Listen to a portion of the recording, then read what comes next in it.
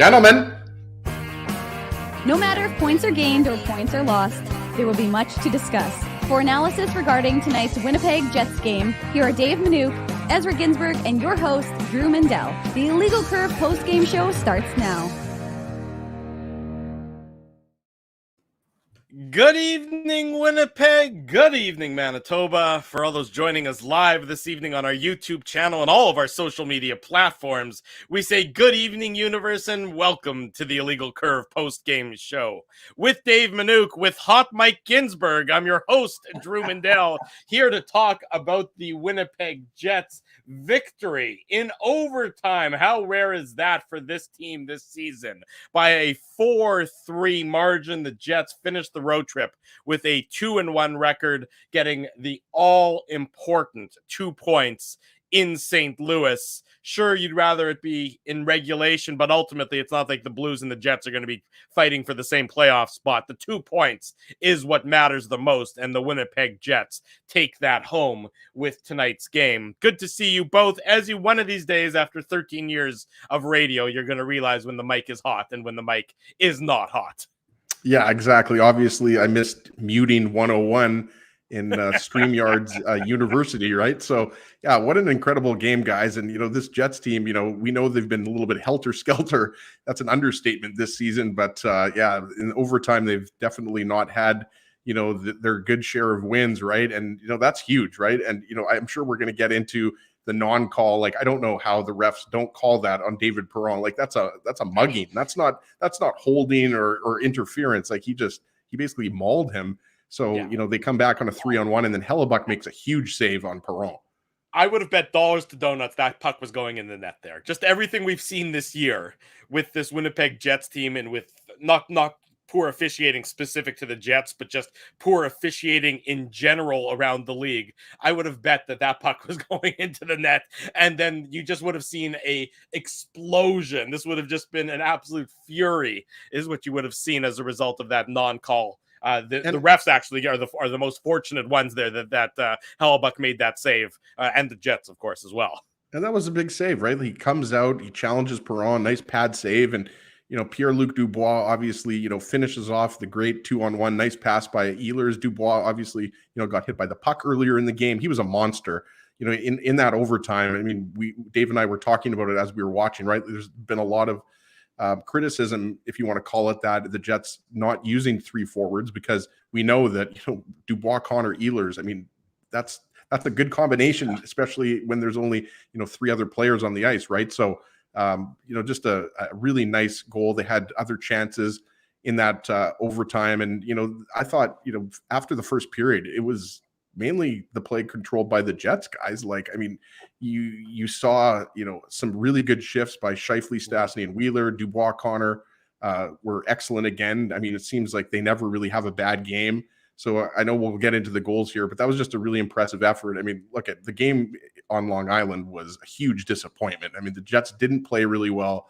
And if you lose to the Blues, your season is pretty much over. So, are the Jets, back in it? I mean, they are. I mean, you look at Vegas lost tonight. So, yeah. I mean, they're within 4 points of Vegas right now, and Dallas has games in hand, but Anaheim lost. So look I'm not saying that the Jets are a guarantee or a lock to make playoffs, but a win's better than a loss at this point in the season. And at the very least, you are still in the playoff race. And if you lost this game in regulation, you're basically done. If you lose in regulation, you're basically done. I would agree with that comment. To your point about the Golden Knights, they lost to Columbus 6-4 tonight, and the Anaheim Ducks are currently down 4-2 to the New York Islanders. That's halfway through the third period, so the out-of-town scoreboard looking fairly decent for the Jets so far. The Predators, they've doubled up on the Wild. They're up 4-2. The Predators are in the second wild card spot, of course. Pardon me, the first wild card spot. So with a victory that looks like they're on the verge of getting, they'll actually be tied with Minnesota for third in the Central Division. But the Vegas Golden Knights are only 4 points ahead of the Jets now after their loss tonight, Dave, and the Jets' victory. And guess who plays on Tuesday night here in Winnipeg? It's the Golden Knights against the Jets. The Jets actually still have a game in hand on the Golden Knights. But, when this road trip started, the Jets, I believe, were 7 or 8 points out of the playoffs. And now 3 games and 4 nights later, the Jets are only 4 points out. So they are, look, is it a long shot? Yeah, I'd still declare it a long shot, but it's a lot closer as a result of tonight's victory had it not been a victory for the Jets, Dave. No, there's no question about it. I think Ezzy and I talked about it. And I tweeted about it before overtime started. It's good to have 3 points, but you couldn't afford to have a middling road trip, which this would have been if you just came back with half the amount of points you could have come home with. Instead, you return with 4 of 6, makes it a little bit better. And as you just said, Drew, it gets you a little closer to that line. It still doesn't look great for the Jets. It's still not it's not an easy task. Still, the climb is still very uphill for them because of all these games that go to extra time, extra points, and that sort of thing. So it doesn't make it any easier, but I mean, or it does actually, sorry, it does make it a little bit easier, but it's still going to be a tall task. So look, it's what you needed to do. And the Jets had a bit of a gut check they needed to, Andrew Kopp, and it sounds like it's a little bit more serious than anything. He was frustrated. Blake Wheeler, courtesy of Mike McIntyre from the Weekly Press, said they're concerned about Andrew Kopp, who left the game in the third with an apparent head injury, calls it a sobering moment and bigger than the game. So, Kopp didn't look like, other than frustration, it didn't look, it looked like it was a bad hit. He had his head down. We'll talk about it obviously throughout the course of the broadcast, but it looked like a clean hit though, Dave. Like I was trying to find an angle where you could say maybe it wasn't clean, but it wasn't late, and it didn't look like it was a hit to the head or anything like that. So it was. I think just Kopp not seeing him, right? Yeah, Kopp had his head down, and he got caught in the neutral zone with his head down, which you really shouldn't, have happen. And the reality is, I think he was frustrated, and that's what it appeared to be when he was heading to the room, and he slammed he tossed his helmet in frustration and then went to the room. And of course he didn't return for the rest of the game. And so we'll have to wait to see what happens and what the reports are to, coming when they come back to Winnipeg. But you don't want to speculate, but the word, the C word is the one that comes to mind, and not for sure in this instance. Yeah, of course. And so which would be the second in a very short period of time. That's true. So I think that it becomes a function of you just have to wait and see, and we'll hope for the best for him. Forget about hockey for a second. You just hope for the guy's health, that he'll be okay. But that could have been a negative turning point. Instead, it ended up being something that the team somewhat rallied around, and they were able to kind of get back in the hockey game. And look, as he's 100% right, if you come back with 2 points on this road trip, you're not mathematically eliminated, but the wee bit closer, as I talked about, is not there. And instead you have 4 of 6. So you're feeling good about yourself. You're feeling good about the way the road trip went overall. You're back home for 2 games now. And it's not as if you have games in close proximity, right? You have Vegas on Tuesday. You have Boston on Friday. Not easy games. Well, Vegas, who knows what that's going to be like. But Boston, and then you have a few, you can kind of empty the tank a little bit, right? Because you'll have, I'm assuming they'll have at least a day off in between those games. They'll have a day of practice or 2. So you have an opportunity to kind of rest, heal up, let things kind of reset. We saw Neil Pionk this morning at morning skate. That's the first time he's taken part in a morning skate or a practice in quite some time. So that's a positive sign, but a little more rest will do these guys well. The Moose are leaving tomorrow, so I guess we'll find out if they're lighter. They're going out 7 games on the road. They're just going to Abbotsford for their first couple of games of this 7-game road trip. So they'll stay in Canada. They'll be easily accessible if the Jets need anyone, which I'm assuming they may. But like I said, we'll see what happens in that regard. But you're feeling somewhat good, still not great, but you're at least feeling better about the way your situation looks after this road trip. Yeah, no question about it. We'll keep an eye on the rest of the out-of-town scoreboard throughout the course of the post-game show to keep you updated on everything that related to the Jets and the playoffs. The big game still to come tonight. Tampa Bay really scuffling as of late. They're in Vancouver to face the Canucks on the second half of back-to-back. The Canucks obviously just in front of the Jets, 1 point in front of the Jets, pending the outcome of the game later on tonight. But of course, much more to come, including our game recap, which is brought to you by our friends at Betway. Betway is one of the most trusted voices in sports betting, both in Canada and all around the world. Betway is the sports betting app that puts you, the customer, at the forefront. It's simple, fun, and safe to bet with Betway. Head on over to Betway and bet your way. Must be 19 years or older to play. Please play responsibly. Let's get right into it, gentlemen, as this was a very entertaining contest. I'll tell you what, if the Jets and the Blues played 82 times a year, I'd be perfectly fine with that, because these two teams always seem They're to always play good close games. And they're always one-goal games. And there's an edge to them, and there's a dislike, and there's an intensity that you oftentimes don't get, especially, as you meander through a lot of these games in the midst of the regular season, where you're playing a team one-off that you don't really know and you don't really care about. So it's nice to see a little bit of hate between the two teams in tonight's contest. The St. Louis Blues opened the scoring at the 16:48 mark of the first period. It's on the power play. David Perron, his 17th assist of Vladimir Tarasenko and Torrey Krug. And it comes really just after the Jets fail to capitalize on a 5-on-3 power play situation.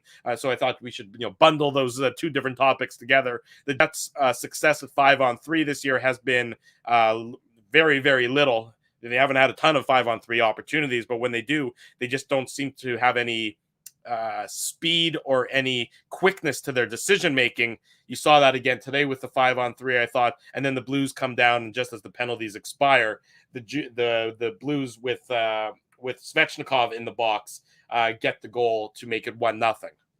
Yeah, just touching on that 5-on-3, Drew, you're right. I think the Jets are something like 1 for 5 or 1 for 4. Maybe somebody can correct me in the chat. I think somebody posted that on social media during the game, which is surprising, right? Because when you consider that oftentimes the Jets' second power play unit is better than the first power play unit, right? You would think that, at the very least, the Jets would be, 50% or something like that. But I just thought it was too predictable. And you mentioned it wasn't quick enough. There wasn't enough motion. And I think it was just over a minute. So it's not like it was a minute and a half or a full 2 minutes or something like that. But still, the power play in general just wasn't very good. And we've talked about it many times before, not just with the Jets, but with any team in the NHL or AHL or whatever.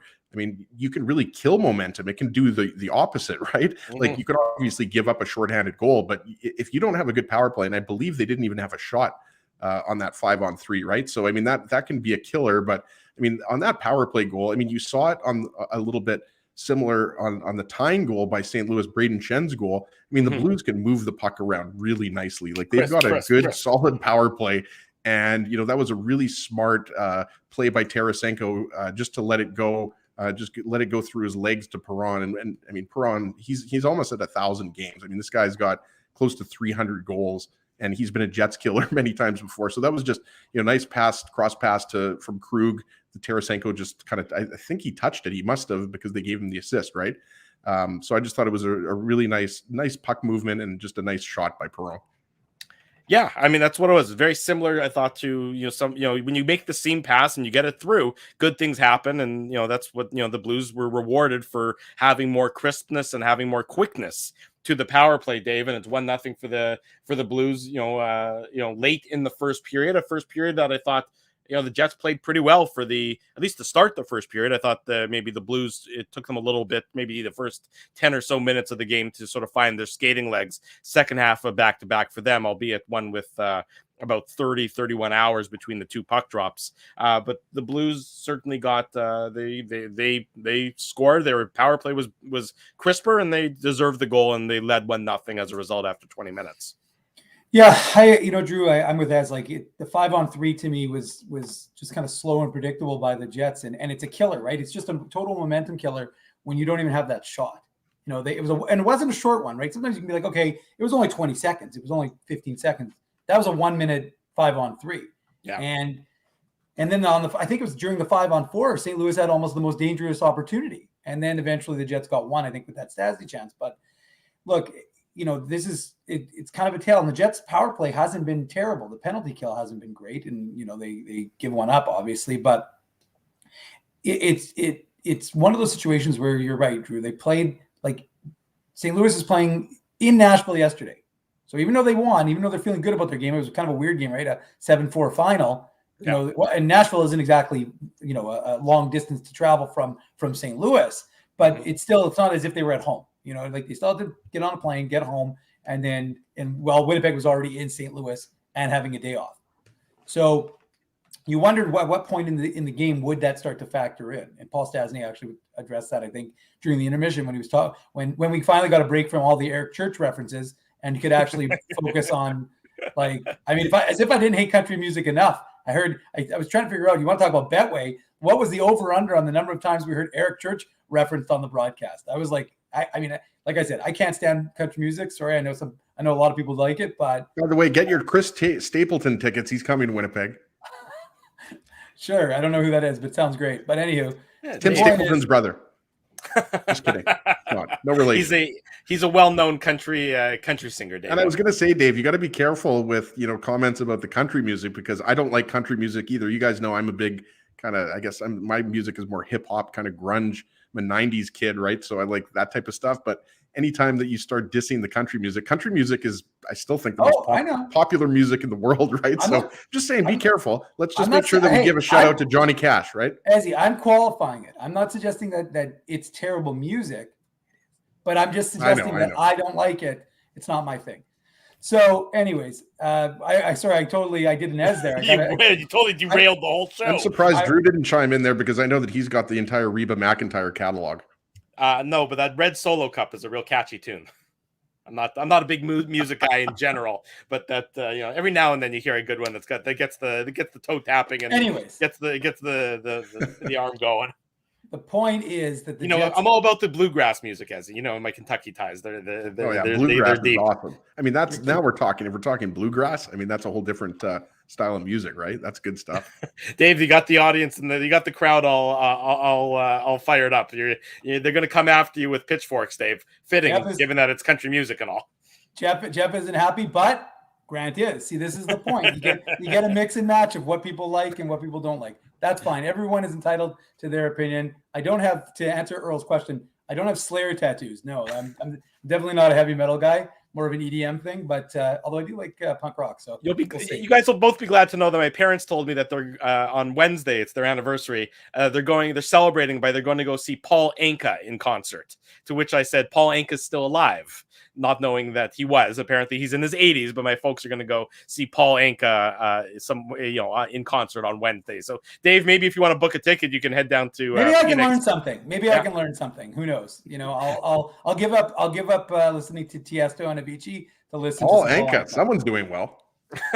I'm not sure it's Paul Anka, though. By the way, I don't know. That might not be the hardest hitting comment, but Alan right now has got the best comment. Are we going to give Sheldon the hardest hitting concert tonight? No, but Save a Horse, Ride a Ginsburg is I mean, good dear Lord. Anytime that happens, Essie ends up with another kid, so we probably shouldn't let that happen anymore. Anyways, let's get back to the hockey game. The point is that the Jets were in it in that first period, and they had some chances, but it was just, it's funny. I was going to say, like, it wasn't a particularly interesting first period. I thought it was kind of a slog for both teams. At least that's the way I looked at it. The Jets opened the scoring in the second period, as in tie the game.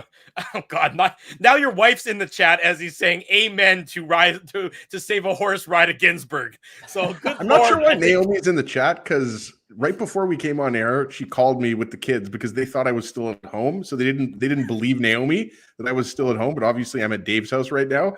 So I'm pretty sure at least one of my children is up. So there's Naomi. That's my wife. I love you. I'll be home soon. Nikolai Ehlers, his 15th of the year, coming at the 10:51 mark of the second period. Pierre-Luc Dubois and Kyle Connor with the assist. Look, the Jets love 2-on-0s. How often do you see that? 2 in a row now. This time, or last game, it was Ehlers setting up, or last game it was what? Ehlers setting up Connor. In this game, it's Dubois setting up Ehlers. And again, it's that is not a good thing for the opposition when you give up a 2-on-0 to those guys. Okay, just before we talk about this goal, I just want to go back to the first goal because I watched the replay. I made a mistake. I mentioned that so Krug was on the point, Tarasenko was on the half wall. It was Barbashev in the middle, because remember I said I thought Tarasenko touched that puck.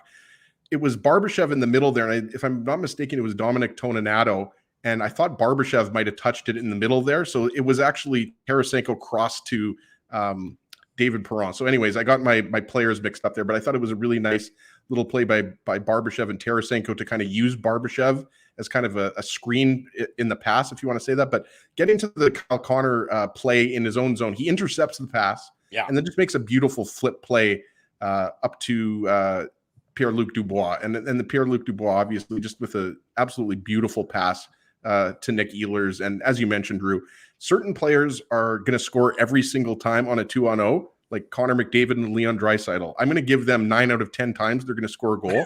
There's just certain players. These are the best players in the world, and Ehlers and Dubois are right up there. I mean, they're not necessarily at the McDavid Draisaitl level, but those guys don't miss a lot. So you have to give Connor a lot of credit, though, for that play that he makes in his own zone and just a really smart little flip pass. So Connor gets the secondary assist, but as Murat, our good friend of The Athletic, said on Twitter, that's one of those secondary assists that you could probably give him a primary assist on that one. So just a really nice goal. And at that point in the second period, guys, it was all Jets. The Blues didn't have a shot on net for the first 5 minutes of the second period. So give the Jets a lot of credit. They're down 1-0.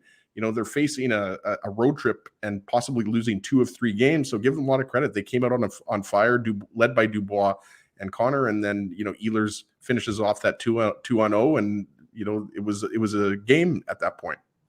Absolutely, it was the game at that point, and really the rest of the second period, it looked like it was going to be 1-1 after 40 minutes. I mean, you know, the Jets played well in that second period, and then Christian Vesalainen with just an inexcusable decision and turnover that leads to a bit of a comedy of errors for the Winnipeg Jets, resulting in the Blues ending up taking the lead.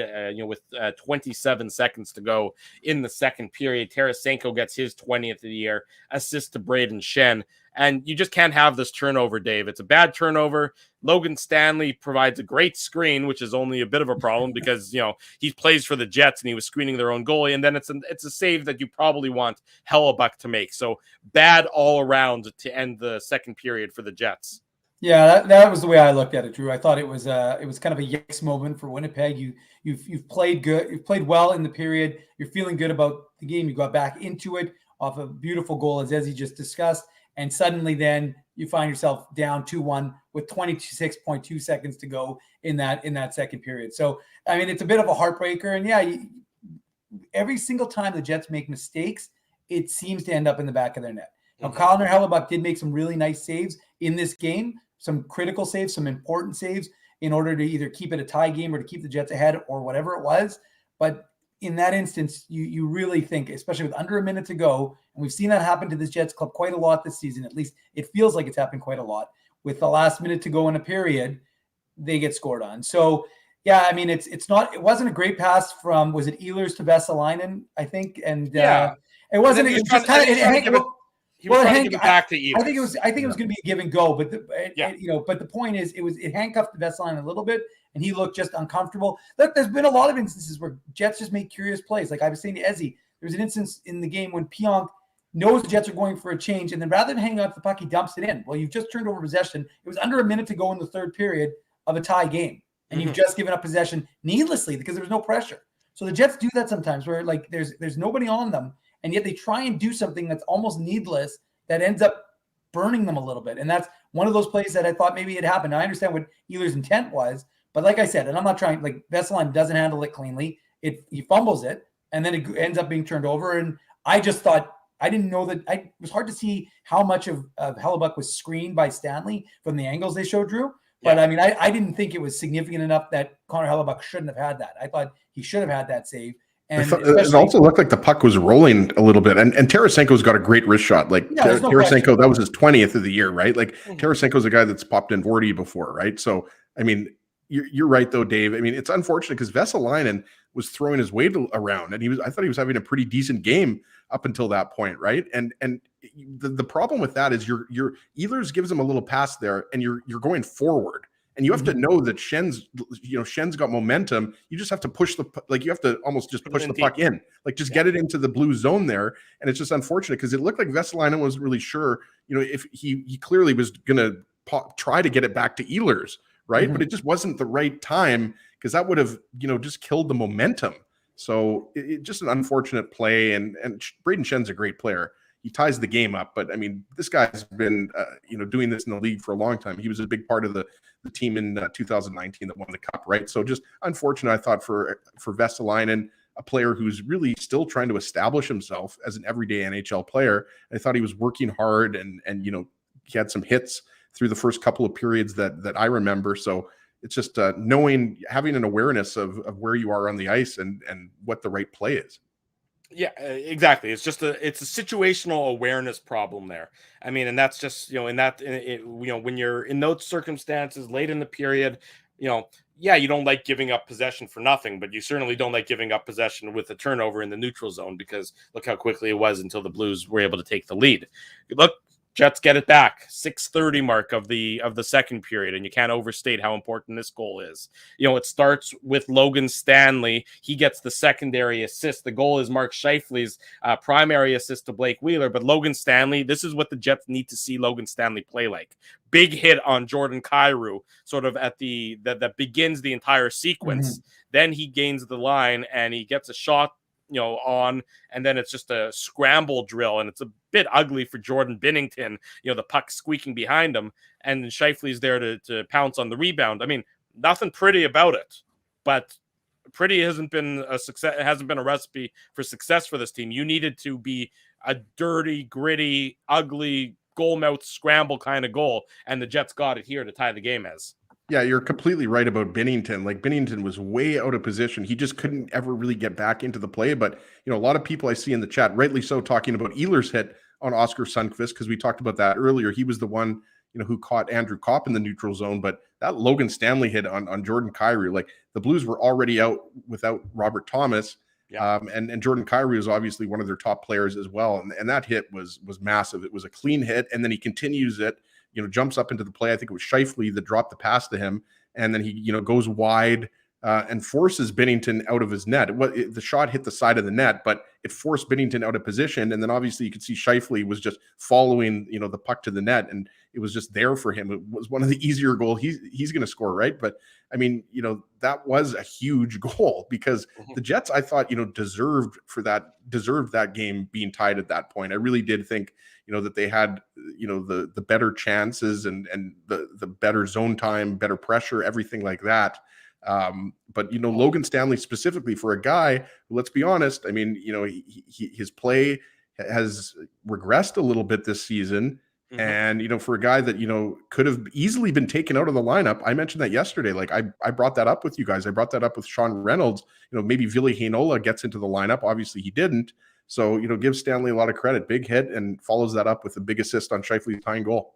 Yeah, absolutely. Exactly what the Jets needed at that point in time. You mentioned the Jets, playing well, and you're right, Ezzy. I mean, you look at the expected goals at 5-on-5 in tonight's game, and the Jets have had pretty good expected goal numbers all year round, but we know that hasn't translated. But 3.38 expected goals for the Jets, 1.77 for the Blues. So if you subscribe to the quote-unquote fancy stats, you can see that the Jets really did have a lot of control of tonight's game, and their expected goals total was much higher than that of the St. Louis Blues.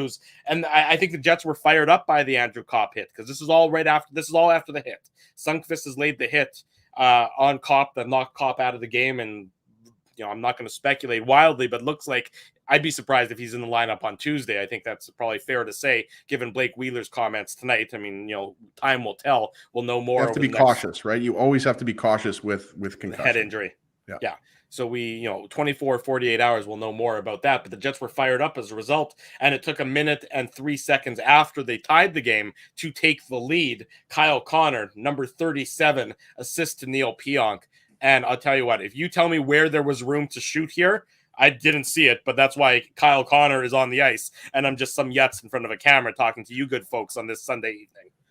It's incredible, right, Dave? You go, Dave. I mean, you're the Kyle Connor, enthusiast. So I'll let you go here. I think everybody is right now. Well, I mean, it's hard not to be. I mean, he's got 37 goals in 60 games. He's one off his career high, which was 38, and he did that in 71 a few years back. I mean, he's well on pace. He eclipsed, after scoring yesterday against the Islanders. I mean, he's over the mark to hit 50 goals in the season. So, I mean, it's remarkable if you think about it, right? We were talking about Kyle Connor hitting 40, and wouldn't that be something? Well, he's now getting close to that 50 mark, and that's significant. I mean, it just seems like every single thing he touches is in the back of the net. And look, he had a 3-point night tonight. He's continuing to show you how good a hockey player he is, and his shooting percentage. It's funny because his shooting percentage from a career perspective, I think was actually the lowest it's been. Yeah, I'm just looking now. for full seasons. This, ironically, is actually the lowest shooting percentage he's ever had in his career. Now, it's not significantly; it's 14% versus 15 or 16. But I'm just saying it's funny that this is his year. But it just goes to show you he's shooting more, and he has the puck more, and he's playing with it more, and you can just see it. It's translating in everything he does, and every time he gets a chance, he rang one off the post. He has just looked dangerous when he gets that puck. So it's to me, it's dangerous and confident. Well, exactly. And you know what? Again, like I said, that's why it would be such a shame. I understand from a significant, from the macro level, looking at this Jets team, but that's why I think it's a shame for this season for him to, quote, be a wasted one, just because of what he's been able to accomplish on an individual level. I mean, it's something we've never seen here in Winnipeg. We've only seen one 40-goal season in 11 years of the Jets, and that's obviously from Patrick Laine. Yeah. So to see a guy who's potentially going to hit 50, that's simply remarkable. And like I said, remember Keith Tkachuk hitting it into that empty net against the LA Kings in what could have been the final. It was the final regular season home game of Jets right? 1.0. Yeah. And then they made the playoffs, of course. But that was he hit that empty net. The Berlin Wall. Yeah, it was basically that empty. I think that was that empty net goal that actually clinched the playoff spot for the Jets. Yeah. And then if you remember. If you go way back, if you remember, then they went on the road. They had one final game on the road in Anaheim, a one-off against the Ducks, who weren't a playoff team, and had the Jets 1.0 beat the Ducks that year. They didn't have beat to play the Ducks Detroit. in Anaheim. Yeah, they would have avoided Detroit. Yeah. Anyways, so look, a good memory, Drew. I definitely don't remember that far back. Yeah. People want to know if you got a week ago, but people want to know if you got a new car battery, Ezzy.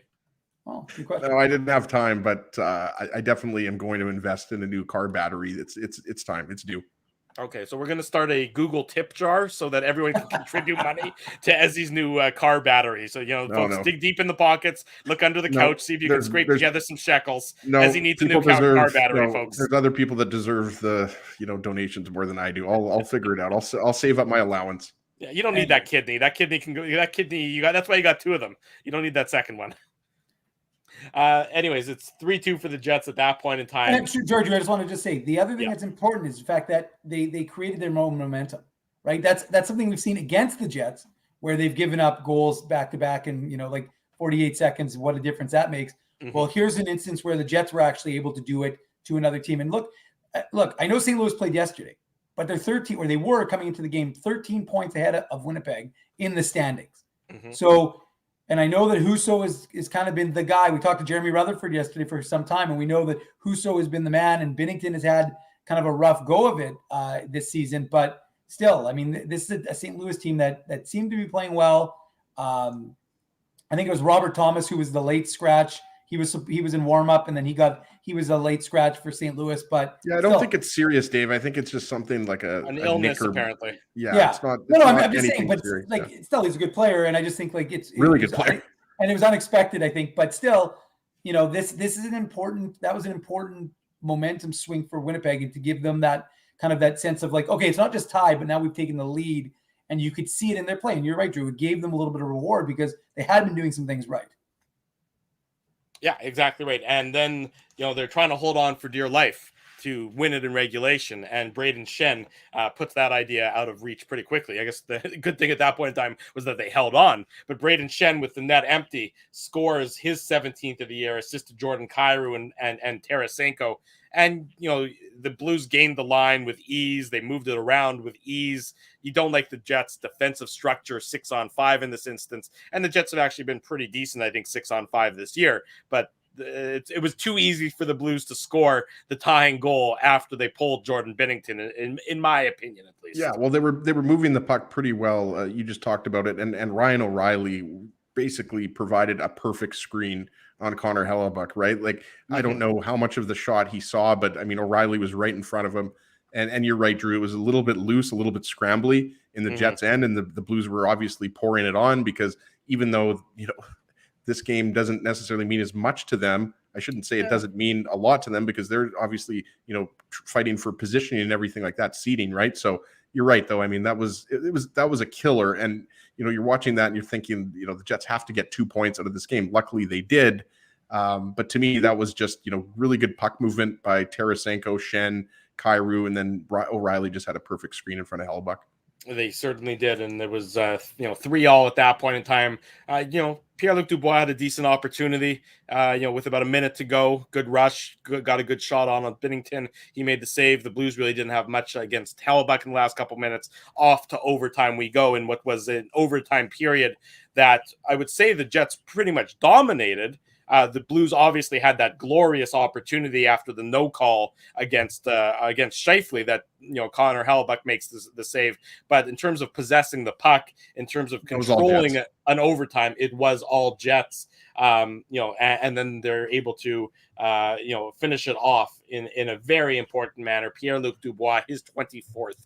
He's quietly a little bit going to get between 30 and 35 goals. And, he's been great for the Jets, but to have that many goals, I think is maybe a little bit under the radar, especially when we watch what Connor's been doing. But Dubois, his 24th assist to Nikolai Ehlers and Kyle Connor. And the Jets come away with a absolutely massive, all important 2 points. Look, 4 points isn't impossible. 4 points back in the playoffs isn't impossible, especially because that could be as close as 2, depending on what happens Tuesday night against the Golden Knights. But I guess your thoughts on the Dubois game-winning goal first. Well, look at you mentioned it. I mean, Hellebuyck makes a huge save on David Perron after just a inexcusable non-call by the referees after he mauls Scheifele, close to the Blues blue line. Just a good transition play. And, just a perfect pass by Ehlers to Dubois. We talked about it, on the 2-on-0 with Ehlers and Dubois. I mean, these guys they're so skilled that they don't miss those types of plays. Obviously, they do once in a while, but they rarely do. These guys are snipers. And you're right, Drew. Dubois has putting together. I mean, it's not like, it's been something recent or new. I mean, he's been good from the beginning of the season. But he's going to most likely break career highs in goals and points, right? And he's just continuing to be a leader on this team. Not only is he scoring goals, I mean, he's leading by example, throwing his weight around, setting up plays, scoring goals. He's really doing everything. He certainly is. Nice way to play in his 100th game as a Winnipeg Jet. There you go. He was a beast on the ice all game long. He was certainly one of the more impactful players for the Jets, as we've said so many different times this year, and a huge 2 points for the Winnipeg Jets. They get the victory over the St. Louis Blues. Tuesday night against the Vegas Golden Knights is going to be massive. The out-of-town scoreboard has been to their advantage so far tonight. So lots of things going the Winnipeg Jets' way on this Sunday evening. Let's head to break. When we come back, we will do, of course, our Tough Duck hardest hitting comment. We'll look ahead to Tuesday, talk about some things going on around the NHL, talk about the Jets lineup decisions might look like without potentially Andrew Kopp. And does Evgeny Svechnikov, is he in the doghouse now, having gotten the second unsportsmanlike conduct? This one wasn't a penalty. This wasn't a 2-minute minor, but it was a 10-minute misconduct. Much more to talk about after tonight's Jets and Blues game. The Jets victorious. The game recap brought to you by our friends at Betway. Head on over to Betway and bet your way. Must be 19 years or older to play. Please play responsibly. The March Madness bracket is out, so you know that Betway will be your home for any college basketball betting. Go Kentucky, baby. Thank you, Ezzy. I appreciate the love and support, especially with all that starting on Thursday. Don't go anywhere. You're watching the Illegal Curve post-game show. Smash the like button. Drew Mandel, Dave Manouk, Ezra Ginsburg with you. We'll be right back for more post-game coverage. Jerry Seinfeld, Chris Rock, Jon Stewart, Dennis Miller, Brad Garrett, the biggest acts and all the up-and-comers. They've all made their mark at Rumors Comedy Club, North America's longest-running independent comedy club.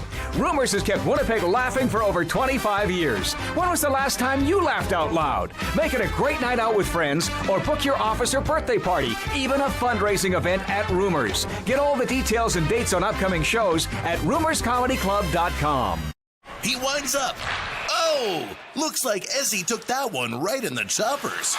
A blistering fast puck hurts like HE double hockey sticks. That's why I let the pros at Linden Market Dental Center turn my yow into wow. Get your brilliant smile back with state-of-the-art restorative and cosmetic dentistry from real pros. And remember, always wear a mouth guard. Now that's solid on ice advice. Learn more at lindenmarketdentalcenter.com. Creating smiles for life. Whoa, Ezzy, everything okay? you look stressed. Of course I'm stressed. We're moving, the house is upside down, the kids failed miserably at packing the fine china, and my life is in chaos. Chaos! Yes, that does sound like a problem. What am I going to do? Ezzy, relax. Rolly's Transfer Moving and Storage is the answer. With 60 years of experience in moving Manitobans and a track record of exemplary customer service, one call to Rolly's and your stress is gone.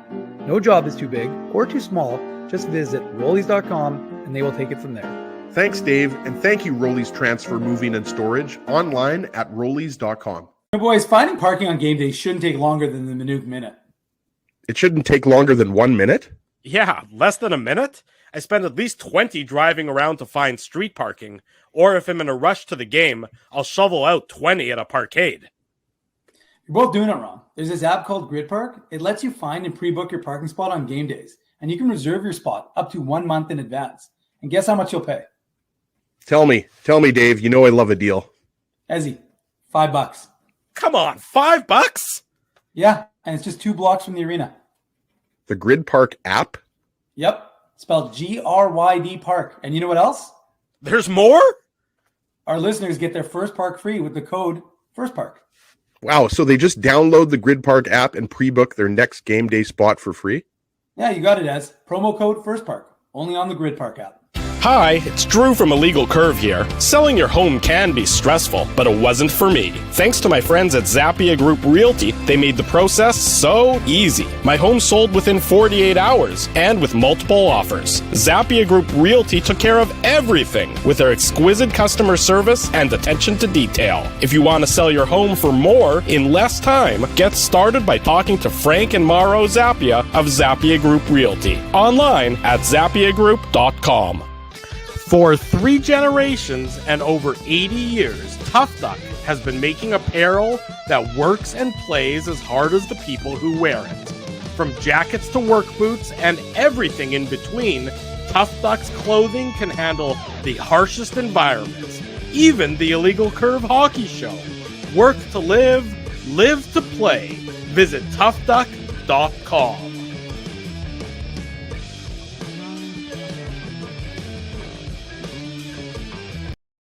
Shortly before 9:30, welcome back to the Illegal Curve post-game show. Drew Mandel, Dave Manouk, Ezra Ginsburg with you. Nice to see so many of our friends, new and old, joining us on this Sunday evening. If you are new, if you are old, either way, smash the like button, subscribe to the YouTube channel, subscribe to the podcast, tell your friends, tell your family members the best place to be after each and every Winnipeg Jets game, including this coming Tuesday night at around 9:45 p.m. We'll be here on the Illegal Curve YouTube channel. We've got you covered, everything to do with the Winnipeg Jets, top to bottom. That's what our raison d'etre is for Mr. Manouk, Mr. Ginsburg, and I have a French immersion diploma, so that's reason for being. Ooh, thank you, Ezra. Good contribution to tonight's program. Always appreciate that. Look at the out-of-town scoreboard. As I mentioned, the Calgary Flames are in Colorado. Avalanche up 2-0 on the Flames late in the third period. So the Avalanche, who are they out without now? They're without Gabriel Landeskog. Is that Landeskog? Yeah. Landeskog is out. Remember what I talked about yesterday on the show, talking about when guys get injured and they lost. Colorado lost 2. It wasn't just Landeskog. They lost Sam Morin. And they lost one of their defensemen as well. Yeah, they had Colorado lost 2 players to injury. There was not Sam Morin. What's the guy? I thought it was someone else. It was. Sam Morin is Samuel Girard. Girard, I'm thinking, Girard. Morin is the guy who was drafted by Philadelphia, who's like 8 feet tall, and he never really materialized into much. But yes, Girard. Philly draft pick. Yeah. That's what I said. Did I say Philly? Anyway. Oh, sorry, I didn't hear that. Yeah.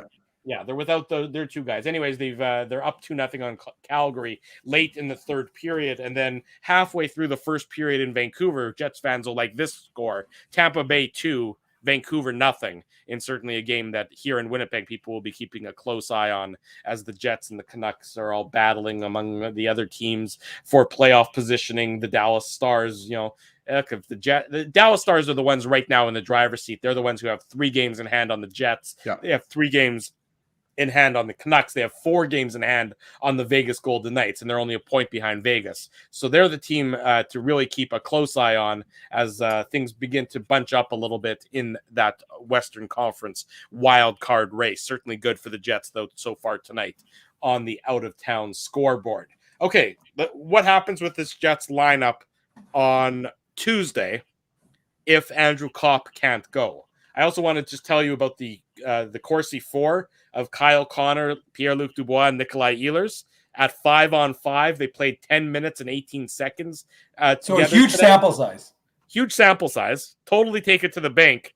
But their Corsi 4 was 73%, 16-6. No surprise, you would think that a Dubois, Connor, Ehlers line would be successful. But given everything you've seen tonight, with maybe Andrew Kopp out of the lineup, with Evgeny Svechnikov maybe not being in the good graces of Dave Lowry, that's just some food for thought as to what that line did in their shortly more than 10 minutes together. Well, and the numbers don't lie in that case, right? And the eye test and the numbers match up there, because it was unlike the Islanders game when the Jets scored the 2-0, they were getting badly outplayed, right? Mm-hmm. And tonight, I mean, it was the opposite. The Jets were all over the Blues. We talked about it. The second period, they came out with a really strong effort, had a bunch of scoring chances. I thought Blake Wheeler actually, had an underrated game. I thought he was really strong tonight. And so that's not surprising to me at all, Drew. I mean, Connor, Dubois, Ehlers, those guys were obviously the ones that started the overtime and they finished it. So they were dominant tonight, and they have been dominant in the past. And, speaking of Svechnikov, the game misconduct, or pardon me, the misconduct, that's not something that you like to see. And you wonder, could you see Connor, Dubois, and Ehlers? I would roll those 3 guys together. I mean, and the opponents will have to be on their heels just by default when they're playing against those 3. I mean, the way that Connor and Dubois have looked together as a duo, and then you add in the dynamic nature of Nikolai Ehlers there, Dave, it's just going to be should be a fantastic option for the Jets. But let's say Kopp isn't in the lineup on Tuesday. Is Adam Brooks the guy who comes back in? He's been the healthy scratch. Haven't seen a lot of him or a lot from him. Or do you think the Jets maybe go down to the Moose, Dave, where you have your particular levels of expertise, and maybe pluck somebody from the Moose to step into the lineup? That would not be the typical way of doing things. Usually it's the guy who's been the healthy scratch who gets the next man up. But how do you think the Jets might proceed on Tuesday, especially without a guy like Kopp, who sort of plays not a specialized role for the Jets, but not necessarily a immediate plug and play kind of role? Well, I mean, Drew, remember, there's always the possibility of going 11-7. Maybe you want to get Ville Heinola into the lineup. Maybe you go 11-7, something the Jets, Dave Lowry has the Jets have used in the past this season, something you've kind of promoted, especially if you're not going to use your 4th line very much. It seemed like actually the 4th line played a little bit more. I don't know what their ice time finished up on the game at, but it seemed like they were a little more involved, I thought, at least, from in the contest. So Drew, Tony Nato was 4.5 minutes. Vesalainen was a little more at 6:40 because he jumped up. He jumped up to play a little bit more. Tony, I mean, there weren't a lot of penalties in this game. Harkins was at just over 7 minutes. Yeah, Harkins was at 7.5. Yeah, and so not a ton. So no. Okay, but anyway, so like I said, we'll see what they do in terms of, like, Beaulieu isn't going to be back anytime soon, so they're going to keep Heinola, but you can't keep Heinola and not play him. I mean, it's just and look, I understand people's frustration, but, like, to me, if you're not going to use your 4th line, at least get Heinola in the lineup. Get him going a little bit, and then if you really want to control it, especially considering their games at home, you can control the matchup. So I mean, really, that gives you an opportunity to really, manage the bench the way a coach is supposed to in game, make adjustments and manage. Right, take advantage of what it is that you control, which is last change. So if you want Heinola up against certain guys, well, there you go. Or you only want him on the ice in certain situations, well, there you go. So to me, here's an opportunity to go. What do you do? You can throw Adam Brooks in the lineup so he can play 4 minutes. Like, let Heinola go in there, and if he's going well, then at least you get him going, and you get him feeling good. Because, like I said, I think the worst thing for these guys is to not be playing. And so if you're not gonna play him, send him down to the Moose. Moose can play 7 on the road, and guess what? He'll play a lot. If you're gonna play him, or then, and here's an opportunity. Now, we don't know what's gonna happen with Kopp. That's still a big question mark, and if you're asking me who are they going to recall, I mean, traditionally they would probably call up David Gustafson. Jeff Malott is having a pretty good season. They're not going to go Malott over Gustafson, I don't think, but he scored 17 goals. He goes in. I think he's got the most goals in the AHL from the inner slot. That's where he's, his bread and butter is just right in front of the goaltender. So maybe the Jets consider Austin Pagansky, right? Just based on recency, he played some games already this year, right? Yeah, for sure. And like Dave Lowry seems to like Pagansky. So Pagansky's, a guy who, I mean, he had I think he had an assist in yesterday's win for the Moose. So I mean, like there's always a possibility that they'd call Pagansky up, but I mean, to me, and we're not necessarily there yet. I think it happens once it becomes, known as to what's going to happen with the Jets season. But Jeff Malott's only on a 1-year deal. Like he's only on a 1-year deal for this year, right? So kind of want to get to know what you have in this player, maybe at that NHL level. Now you may not want to do it while you're chasing a playoff spot, but if that becomes less of a likelihood for the Jets later on, then you give Jeff Malott a look. So to me, David Gustafson, who's back to looking like David Gustafson, he's got his legs back. He's skating. He's playing in every situation possible. I mean, again, I hate the idea of him going from 20 minutes every situation with the Moose to 4 minutes with the Jets. Like, I just think it's just a complete waste of what he is. But as I've been saying for a while, if you can give David Gustafson, I mean, look at that third line potentially with Adam Lowry, David Gustafson, Evgeny Svechnikov, or Jansen Harkins. But that's not a bad third line. That gives you a line that's defensively responsible, can probably put the puck in the net if given the opportunity. And so that it would, and I think you're grooming David Gustafson anyways to potentially replace Andrew Kopp. I know some people disagree with me in that regard, but that's, like I said, I call him an Andrew Kopp light. I think there's some areas that he may be a little bit better. And remember, he's younger than Andrew Kopp. So, I mean, there's a difference in their game, of course. But I just think that David Gustafson, you may want to give him a shot beside Adam Lowry. Well, and there's a few other things there, Dave, right? Like the Jets could recall Gustafson and then Brooks is the player that's inserted, right? Or we could see 11 and 7. So Gustafson could be recalled. Like it really depends how long the Jets expect Kopp to be out of the lineup, right? Like, is it possible that, Kopp misses the game on Tuesday and then he's back on Friday for the game against Boston? Or are we talking about, something a little bit longer? Like, we just don't know right now. So I think, there's a good possibility it is Gustafson. And I think when you're talking about, let's say, Gustafson versus Brooks, there's a higher likelihood that Gustafson's going to get more minutes for obvious reasons, right? Like he might play on the third line, but it's that penalty kill role that Dave has talked about a lot with the Moose. He plays on the PK, obviously plays on the power play as well. So I think that's just something to consider. If it ends up being Gustafson who gets in the lineup ahead of a Brooks or somebody else, it's most likely because they feel that they can use him more in those special team situations. Good discussion there, gentlemen. Hardest hitting comment, courtesy our friends at Tough Duck. Ezzy, who do you got for tonight? We're going to give it. This comment was early on in the post-game show. You've got it up there. Maxime, we started. We're able to do fancy things like that in the chat behind the scenes. Maxime Chapeles. I'm not sure if that's her real name, but that is a great last name. Makes me think of, obviously, Dave Chappelle. Great comment on Logan Stanley. Good to see Stanley do what he does or should. Hit. I genuinely think that he has the potential to be a solid defender, but he has to play big if he wants to achieve his full potential. I just thought it was a great, really good comment there. And going back to what we've said before, Stanley, at times you wonder if a guy like Ville Heinola is going to get into the lineup because he struggled a little bit on that third pair. But I mean, he had a huge part in that tying goal by Mark Scheifele, big hit, and then, comes up into the play, shoots the puck, hits the side of the net, but then he obviously gets it on net, and then Scheifele buries the rebound. So, Maxime, send me an email, ezra@illegalcurve.com. Send me your mailing address, and then Tough Duck will ship out a toque to you.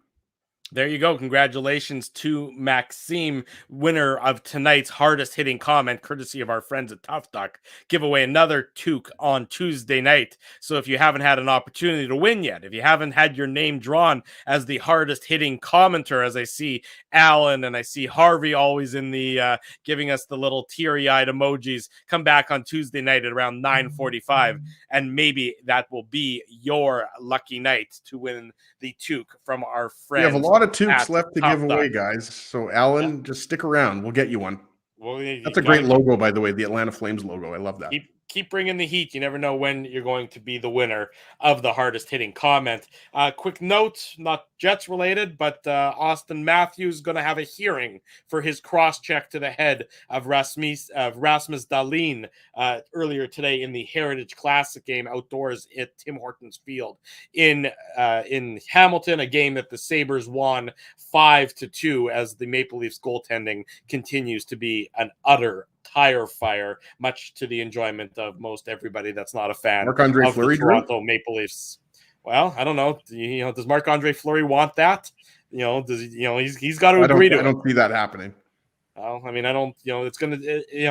Edmonton or Toronto. Well, no, there's talk he doesn't even want to go anywhere. There's talk that he's happy just, finishing it up. He's always wanted to end his career as a Blackhawk, right? So that's right. His ties to the Blackhawks organization are long. Maybe he'll way back to a year ago.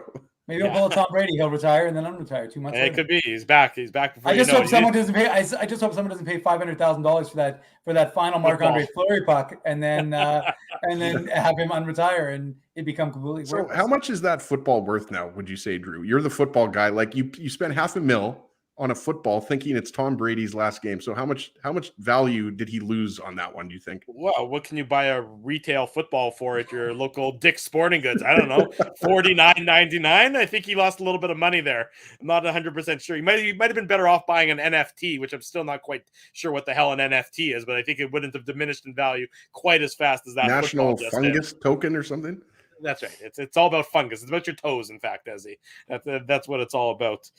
Dave, I mean, your pleas for a Manuk Moose Minute are sort of sad and depressing, but nonetheless, I'll give you and the people what they want. A quick one tonight, though. I'd like to go to bed. It's a little bit late. I don't mind curling up on a Sunday night. I don't necessarily need to spend all night listening to you talk about the Moose ad nauseum for minutes on end. But anyways, here you go. Put on your antlers. It's time for the Manuk Moose Minute on the Illegal Curve Hockey Show. Drew, how could we not? And they had a 9-game homestand, and it came to an end last night against the Belleville Senators. And the Moose, it's amazing how well they've played at home. And even during the stretch of 9, they did lose 3 straight, then they won 3 straight. So looking to end it on a positive note, they kind of fell asleep at the wheel a little bit after having a 3-1 lead on Friday, a couple of power play goals, and ended up losing that one in a shootout. So they're looking to end it on a high note. Great crowd. I think over 5,000 people yesterday at Canada Life. Tons of kids, which makes it just a phenomenal atmosphere. And started off well. Johnny Kovacevic, the 2017 third rounder, he scored his 9th goal of the season to make it a 1-0 game for the Moose. And really the only blemish against Arvid Holm was a power play goal. So 4-on-3 early in the second period that the Moose gave up to make it a 1-1 game. And then the Moose just started to fire. Cole Meyer, he's such a nice addition. He signed for 1 more year. He's an alternate captain with the Moose. He made it 2-1. Then Mike Yesimont, he's a guy who a lot of people don't talk about. He's very skilled. He's a small skilled forward, but very good with the puck and in tight. And so, he's a guy who's on an NHL deal. There's hasn't really been a lot of talk of him getting a recall, but he's kind of, a little bit slick and under the wire in that regard. But good player, so he made it 3-1. Then Nick Hutchinson, who's on a PTO, he scored his second AHL goal in as many games. He made it 4-1, so it kind of opened up in the second, and then they just kept going. Jeff Malott, who I mentioned earlier, he scored his 16th and 17th goals of the season to make it a 6-1 game, and that's how it would end. And the Moose went 5-3-0-1 on this homestand, which makes them 19-6-0-2 in Canada Life this season. So these guys just keep winning, and good conversations with head coach Mark Morrison after the game, as well as Johnny Kovacevic and captain Jimmy Olney about just how well they play here and just how they've played as a team. It's funny, I picked the 3 stars last night, as I usually do when I'm there, and the one no big deal hashtag no big deal. But the crazy thing is, it wasn't an easy one, because although for the record, they changed it. I'm not happy. I'm going to have to talk to my boy Colin about that, but they did change one of my stars. But the truth is, is there 3 stars controversy that we have to talk about? I don't know. Do I need a new Moose Minute 3 stars controversy? No, not yet. But the point is that it's not easy with this team, because more often than not, it's right across the board. And one of the things that Mark Morrison was talking about when he was talking he said he was talking to his guys, and he said, something about how they don't have anybody in the top 30 of scoring. And in my head, I knew the answer already. I'm like, they don't have anybody in the top 100 of scoring. That's how evenly distributed this team scores and contributes, which is fantastic for them because, as I've talked about, when they lose, unlike the 17-18 team, which was more talented, but they lost to Jack Rosvic, and that team became suddenly a 500 team. These guys, they lose any of their upper echelon guys, and just one extra guy just fills in that spot. So it really is a team effort from these guys, and that's why I think it's going to be so impactful for them. Dylan Sandberg, Declan Chisholm, Leon Gavanke, Johnny Kovacevic, David Gustafson, Christian Vesalainen, Cole Perfetti, all of those guys to go on a long run with this playoff team and with that mentality, Mikhail Burden, Arvid Holm, all of them, to have that sort of expert experience and an opportunity, really good. So this is a Moose team, like I said, that was their 30th win of the season, just flying. So they're going to head out on the road. They go play 7 on the road, 2 in Abbotsford, and then they go to Iowa for 2, and then they go, I think, Rockford, Chicago, Rockford. So they won't be back for a few weeks, but the Moose are rolling, and it's funny because more people are paying attention now. It was their gender equality game yesterday, so it was really neat to see all the women involved in the broadcast and who were there and learning and that sort of thing. And they do, they have a lot of great women who work for the organization that we interact with quite often. So it was a really good game, and it was a really good way for them to end a 9-game homestand. So pay attention to the Moose, and as you know, it's always on illegalcurve.com. The Moose won't be in town, but the Minooka Moose Minute isn't going anywhere, so you can stay tuned for more of those and keep on following. As Dave mentioned, illegalcurve.com has the latest Moose news as well as the latest Winnipeg Jets news. Want to say a big thank you to all of the sponsors of Illegal Curve Hockey. They make the post-game show, they make the Saturday show, they make the website a possibility. Rumors Restaurant and Comedy Club, Linden Market Dental Center, Zappia Group Realty, Betway, Bernstein's Deli, Tough Duck, Boston Pizza, Seagram's, Rolly's Transfer, and Grid Park support these fine businesses because of their continued support of Illegal Curve Hockey. The Jets victorious tonight in St. Louis, 4-3 over the Blues, move within 4 points of the final playoff spot in the Western Conference. A huge matchup Tuesday night against the Vegas Golden Knights. The Golden Knights currently hold that final playoff spot. A victory on Tuesday, well, simple math tells you the Jets will be even closer to the playoffs. Be sure to be here for the post-game show on Tuesday night, 9:45 p.m. If you haven't already done so, smash the like button, subscribe to the YouTube channel, subscribe to the podcast, set reminders here, there, and everywhere to join us after each and every Winnipeg Jets game. And again, on Saturday mornings for the Illegal Curve Hockey Show. Tell your friends, tell your family, this is the place to be. For Dave Manouk, for Ezra Save a Horse, Ride a Ginsburg, I'm your host, Drew Mindell. Thanks for watching the Illegal Curve post-game show. We'll see you again on Tuesday night.